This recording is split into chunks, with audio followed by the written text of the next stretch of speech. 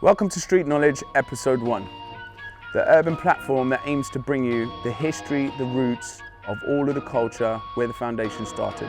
Today we're in Southampton to meet Jojo F at Red Room Studios. Let's go meet the man behind the music. What a pleasure, bro. My bro. We made it happen. You're Finally. a very busy man. Yeah. It's been planned for quite some time. Yeah, man. But thank you, man. I appreciate you I having me know on, how man. busy you are, and as you can tell, you can hear the music upstairs. Yeah. No days off. No days off. Still working, but I bet Stay this is busy. actually a nice little break for you to be in the Yeah, studio. man, definitely. And you don't have to work. Yeah. You can just sit for a little while and have a chat, right? Something different, something cool. Good time for us to catch up. Yeah. So, it's cool, man. I got a bag of questions for you, brother, and you've got a lot to answer for, really. Yeah. Because Dope. over the past few years, you have, without a shadow of a doubt, helped some artists from Southampton really break into the scene, elevate their careers, Yeah. and your name just keeps popping up on all of these productions. Yeah. So what I want to do is go back to the start, right? So, second generation Italian, right? Yep. But born in Southampton. Born in Southampton, yeah. Okay, so in your family, what was the musical influence? Where was the bug? How did it start? To be honest with you, there's my uncle. So, all right, actually, my uncle is he's like a DJ producer, old school D&B guy on my mum's side. D&B, yeah? Yeah. Wow. So, but as far as like my mum and my dad, they haven't really ever pursued music other than when me and my sister were kids. Rather than like, look, obviously my mum couldn't go out, so she would just put loads of music on, play music with us. My mum loved dance music when we was younger, so And have a jam in the house. yeah, that's basically what it is. So I to be honest with you, I can probably hold a lot of like where my musical buzz came from is probably from that. The fact that my mum used to, every weekend, it would just be me, my sister, and my mum just blaring music. My dad And your favourite artist from that era? My favourite artist from that era, weirdly enough, this is probably something that I don't think I've ever said openly, but I had this obsession, and this is a weird obsession. This is when I was really, really young, bear in mind, right? So there was this really strange punk band with this woman lead singer, which is obviously at that time was probably even rarer. But they used to swear in their music, and it used to interest me that I'd never heard swearing in music. So I was like obsessed with this band called Skunk Anansi, which is like Come on. massively far away from like what my musical taste grew into. But for some reason, yeah, I had an obsession with that when I was like Great 6 band, or though. something. Yeah. And a lot of people know the music. Yeah, so Great music. That's really strange, but yeah, I guess that was something when I was like a kid that interested me. But my mum's musical taste was like loads of dance music. So off the top of my head, but it was like all early 90s era house music. So very like melodic bass, very like singing bass. So I guess a lot of like Josh Wink. Yeah, like there was a load of stuff. Like my mum used to play through like loads of dance records. So there's a lot of like her taste, I guess, which is like a lot of like soul vocals, a lot of like R&B influenced stuff. Like my mum was very into like very melodic based stuff. So a lot of it comes from that. So always like song driven songwriters. Oh, Seal. Seal as well. I had this strange obsession with Seal when I was a kid as well. So there's It's that. insane. Your singing style is actually totally different to Seal. Yeah, oh yeah, absolutely. Like, your singing style, it's weird that you said about that Skunk Anansi, because you have this way of singing with some really interesting words. Yeah. Yeah, because there's quite a lot of swearing in your music, Yeah, isn't there? yeah. And some deep references. Yeah. But you have this really soft, nice tone. Thank you. I appreciate it. So it's kind of like you're delivering something so nice and gentle. Yeah. But the content is really hard hitting, swearing in it. Yeah. You're talking about, if I go back to, see, we've jumped a bit forward, but nevertheless, through the 2010, 2012 period, you were doing a lot of stuff with Ironic. Yeah. Yeah. And there was a few remixes in there that I thought were really banging. Yeah. That one, Don't Waste My High. Yeah. Did you even remember that? Yeah, the Captain Conan one, yeah. Was that a reminder? Was it? Yeah, that was a reminder. The German refix as well with Jamie. Yeah, that was a big tune. But I think like going all the way back, 2 a.m. Oh shit! So old school stuff. But the content again is really soft tone delivery, but with some hard hitting sort of stuff that would make you think, rah, that's insane. Yeah, Do you know what I mean? No, definitely. Through that time, I can kind of see the Skunk Anansie link. Yeah, Do you see I what guess I mean? so. I guess so. Do you think that's what cemented where you are now? Or where did the record deal come from? Or how did it pan out from there? To be honest with you, so like after that, so that Skunk Anansie thing, that was a very young kid. Yeah, of course. But the progression after that was like the Southampton garage thing, Craig David. Yeah. That arguably, like without a shadow of doubt, he was probably my biggest musical influence as like as a Big young up, kid. Craig. Big up, Big up Craig. I used to tell people he was my cousin as a lie as a kid. That's another thing as well. But me and my best friend used to lie and say he was our cousin all the time. Who's that best friend? Sketch, Kurt Summon. Okay. Yeah. So, but yeah, that was like, he was probably like that was like a moment where that's when I became obsessed with something. Like, And it also made it feel real, like there's this guy from our city who's on top of the pops rocking Rewind, and which was like, it kind of made you get a bit of faith. Yeah. I know it made me have a bit of faith. yeah, 100%, man. It would, for me, that was like, it blew my mind that like he was from this place that I'm from. Like, that blew my mind. And like, I was just obsessed with that music, like his harmony layering, like the production, everything. Like, I used to study it. I used to literally study it. A pair of headphones, like my family hi-fi system, and just that Born to Do album, like I hold that as like, that is like the main reason that captured me and that made me think. I used to be obsessed with like, how do they build these layers? Like it to me, it was like amazing. How is this thing built? Like, how do you put drums on a song? How do you put keys on a song? How do you layer vocals like that? Like, that was my obsession, like from then. And then after that, like I was just into super R&B. And then after that as well, I kind of like, obviously you and I knew each other back then. Like, we were acquaintances and friends through friends. You know, Dren, Labex, people like that. And Shannon B. And then all of a sudden, I hear on One Extra, Jojo F Shannon B, and I'm like, what? So that was insane. A busy guy, aren't you? Sorry. Always, don't worry, no, how busy you are. Talk to me about that, because back then, it's nothing like it is now, right? Yeah, no. You weren't even prepared for that. It just, out of the blue, boom. Yeah. All of a sudden, you're on radio, not prepared. Did you even have PRS? Didn't have PRS. I did shortly afterwards. I did educate myself after that. But no, it was so out of the blue. So Shannon was Shannon was my first project. That was my first thing, like, producing, because the way I got into it, got into like the production side of things. Yeah, so that was like my initial introduction. I was building beats. Got a crack copy of Fruity Loops from a guy in my school, and then literally on my family laptop, I was making beats. So, and that's even kind of how I got into like singing, because I had no one to sing on my beats. I had no one to like go over my beats, so I would sing on my beats, recording through the microphone on the laptop. Yeah. Wow. Yeah, on Fruity Loops at the time. Bearing in mind, this is before Fruity Loops had properly ironed out. You're not hearing this. The foundation, like anybody sitting at home, working on substandard software, all of that. This is a little bit of a boost for them to know that a guy in your position right now started on something that basic, recording through a laptop microphone. Yeah, that's insane. Literally thick. This laptop was like this thick. Recording as slow as hell. This is before Fruity Loops had like ironed out the kinks of recording audio, so it was very crap. But so I did that, and then obviously progressed, and then I'm getting to like college now. So my first year of college, I meet Shannon. Then I'm like, I've got a singer now. So then the fact that she was always up for recording, that was like me. I hold a lot to Shannon as well, actually. Like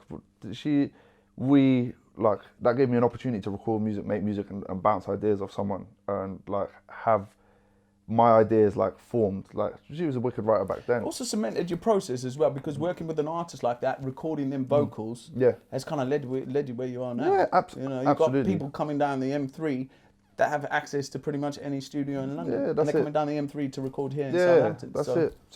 So basically, recording with her, where we're just building songs, and then this is like when the first bass line hype. So this is, you know, like bass line. H2O and all that. Yeah, all of those kind of things. So I was obsessed with that. Like, I love that sound. It reminded me of garage. It had those influences in there. Craig so David times. Yeah, so I was like, this is my chance to really like grab this sound. So working on, me and Shannon used to, every day after college, she would come to mine and we would just like build songs.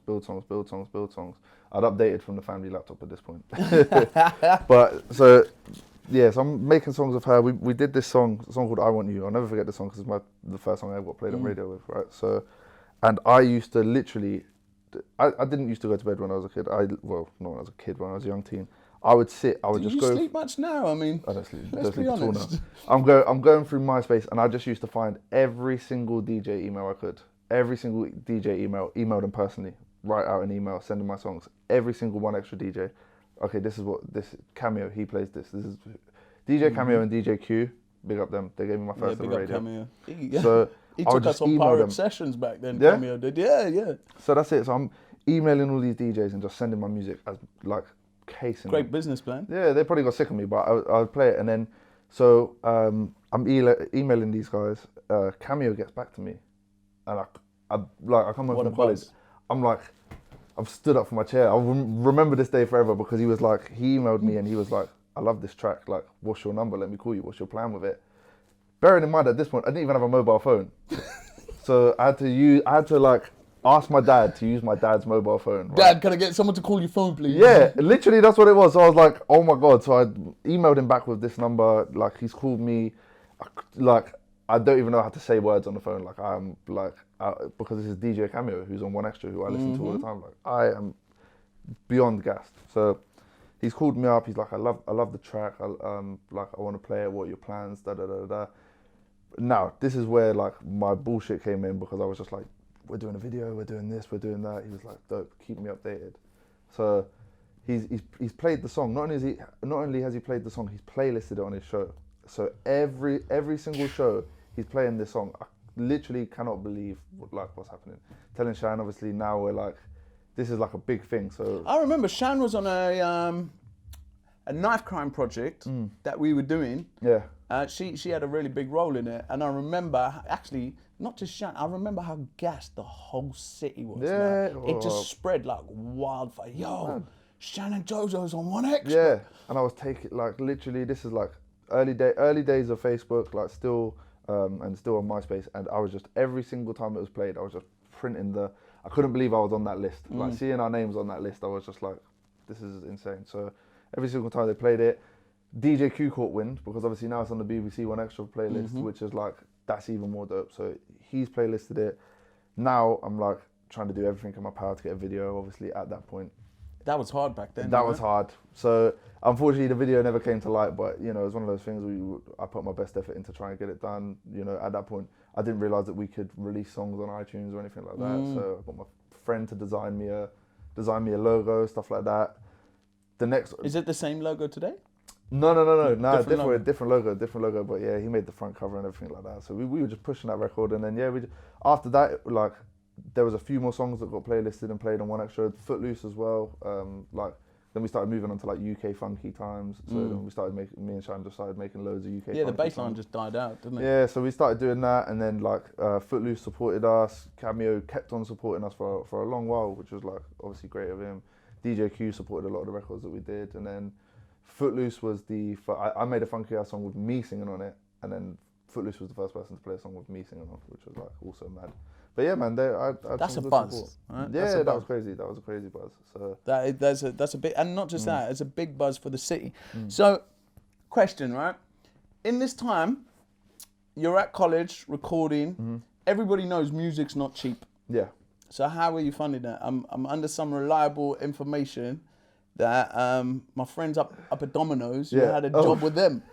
Is that right? That's a little bit later, actually. In fact, that's a little bit later. College, you know, we had that EMA money, so that was when EMA just come in. Yeah, so that was obviously there, but yeah, that was a little bit later on. So that was when I left college. I was in uni now, and I had a job at Domino's delivering pizzas, which is shout out to Domino's. Shout out to Domino's, because yeah, you helped me pay for some equipment, and please believe me, as soon as I got the equipment. Do you know Tenshu also started in Domino's? For real? One of the best rappers on the South Coast. There you go, man. Look, Domino's have got a lot to answer for too, right? So look, for me at the time, I just passed driving, and I was like, I like driving. I've got a banged up Peugeot. Let me just go. I remember the Peugeot. Job. So I remember. Yeah, Domino's was good. I was also working 2 jobs, because I was working down the docks as well, which was like that was like hell on earth. It was hard work. Yeah, What were you doing, that was strapping hard. and lashing and that? Yeah, it was so hard. all sorts of stuff down there. So, I think I had a little bout of that. I think everyone has to go through their time at the docks. Yeah, if you're from Southampton and you don't work in the docks, you're probably not accepted around here. Cleaning cars. That was not a fun job. But yeah, man. So Domino's was definitely like for my first year of uni, because I was like, so basically my first year of uni, I went to London. I decided that like how my course was set up, I only had to be in 3 days a week, right? So I was at university in Ealing. So university, called University of West London now, Thames Valley University at the time, right? So while I'm there, I've decided that, right, I'm going to take all of my student loan and buy equipment and get a job and live at home and drive up those 3 days I got to drive up. So that's what I did. So I was like, that's clever. I'm not doing that. So that was a decision I made because I was like, I want to buy equipment and I want my equipment to get better. Because I soon started realizing that you kind of like, this whole world of like, okay, like if you buy cheap equipment, you get cheap sounds. Mm-hmm. So that's what I discovered. So I was like, right, I need to start getting an investment, right? Yeah, I started getting more clued up on like equipment I have to buy, outboard gear, stuff like that. So I was like, right, okay, I need some better stuff. So I need to be able to afford this. So student loan came in, I blew that all on. I bought a MacBook. I bought. Great investment. Yeah, definitely. I still have that MacBook to this day. Wow. So yeah. I don't use some of the stuff still on that hard drive though, right? It don't run very well because it is a very old laptop, but it's still there. But so we still got that. So I've got that, and then basically like at my uni we had access to Ealing Film Studios, which have like amazing like £500,000 studios in, right? And at the start of the year, you can book out as much studio time as you want. So I would wait and I would go book out the studio time, and then basically what I would do is book people in studio sessions. Obviously they pay. Sorry, university. This is bad of me, but I get people to pay for the sessions, come in, do sessions at these mad studios, and then just do that basically. So like first year of uni, I'm doing that. I'm doing Domino's. I don't think it's a bad thing because you still had to pay the student loan back. Exactly. So it swings around about. Yeah. So I'm doing that, and now as I'm doing that, I'm building up like more and more people want to come. So more and more people are contacting me for studio time. So I'm like, right, okay. And that still hasn't changed to this day, bro. To this day. So that's why I always love uni. Like I'm so grateful I managed to go to that university and I managed to do that. Imagine this. Solent didn't accept me. So Solent didn't accept me. So that's why I on a music course. Yeah, didn't accept and me. they accepted me. Mad, and I didn't finish the course. Yeah. So because my writing was so bad. Anyway, so besides the point, it was a blessing in disguise because of course. Like University of West London was the best thing. So I was charging people for these studio times, making up, because they had like security guards. So I was making up lies that was for my project, and that's basically like there's some people that I started working with then I still work with to this day. That's awesome. So yeah, man, built some great foundations. Like, what about local connections that people back then that kind of guided you, showed you about different software, hardware, local inspiration? Ooh, we got plenty of those. Absolutely, without a shadow of a doubt, Dren. Yeah, big up Dren. Without a shadow of a doubt, Armstrong. Armstrong's the first person. This is a fact. Armstrong's the first person to bring me from a bedroom to an actual studio. Okay. West Indian Club studio. Wow. He's the Ken Nelson studio. Him and I used to work in there. We used to do youth work projects in there. So he's the first person ever brought me into a studio. So those two people are literally and that's how we met. Yeah, and that's if it wasn't for Dren, I'd never. And yourself, like you had a huge influence. Like obviously, when me and all my friends were into the grime era, into the garage era, when you was putting on K2 stuff like that, and the pirate radio. Yeah, that was a huge. Funny story actually. Back then, Dren wanted to get on Whisper, and he come to me, and he was like, "Yo, I want to get on your pirate, And I remember he was just about to sit his GCSEs, and I said to him, "Look, bring me a decent report card, and pass and get good results. Love that. Boom, I'll get you on." Yeah. And he was like, "Are you for real?" I'm like, "Yeah, boom, I'm for real." Yeah. And he brought it to me. Love that. And then Whisper got shut down and he didn't get to go on. So I owe Dren. I know, bruv. But the thing, like Dren, literally Dren and Armstrong were like my biggest. They were my heroes. Yeah. Like I can't even lie. Like they were actually my heroes because, especially Dren. Like Dren had this instrumental and I'll never forget. OMMFA. Yeah, Dren 45. I will always remember this beat. He always to put numbers on him, didn't he? Yeah. Dren 45 was like that. Actually changed. Like at that point, I went through a lot of obsessions, but grime became an obsession of mine. Yeah. So at that point, like that's what got me. Like I was like, I need to be able to make music at this level. So that Dren 45 was like, here you go. This is the level you need So to that's meet. at the bar. Every time I saw him, I used to chew his ear off, asking him, how'd you do this? How'd you do this? Just like, I owe Dren and Armstrong everything. Like, they helped me out so much. Dren's the first person that ever said to me, I'll always remember this. Foy's Corner, right? Just where we started Whisper on Foy's Corner. I've got my phone. I'm giving him like I'm playing him beats, and he's like, "You need to mix down your beats." And I was like, at this point, I didn't know what this was. I'm like 16. I'm like, what?